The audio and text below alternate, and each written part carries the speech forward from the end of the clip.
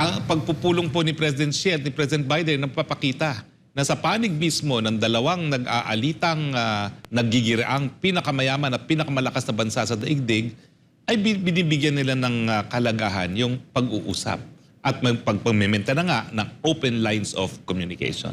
Umiiyak po talaga yung mga China haters na ang gusto ay atakin na ng Amerika at China. Pero ang katotohanan po, alam mo at Amerika at China, hindi sila mabubuhay ng walat isa't isa. Ang China po ang pinakamaraming pinangutang sa Amerika. Sila rin po ang pinakamaraming dolyares na hawak. At ang Amerika ang pinakamalaking merkado ng China. At ang Amerika naman po, pinamalaking merkado rin nila ang China. At siyempre po, kung wala ang China, wala rin silang bansa na pupuntahan para sa kanilang mga pangungutang. Dahil napakadami pong mga treasury bills ng hawak ng China na inisyo ng Amerika.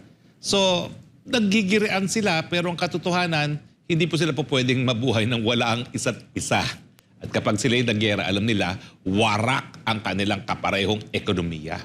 Kaya nga yung mga nangangarap na makikipaggera ang Amerika sa China dahil sa bato-bato at kaisdaan dyan sa West Philippine Sea, mag-isip po muli kayo.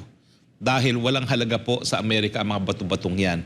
Hindi nga sila nakikialam sa ating mga aalitan pagdating sa pinag-aagawang teritoryo. Dahil ang kanilang pinangangalagahan po, yung kanilang mutual survival ng China at ng Estados Unidos.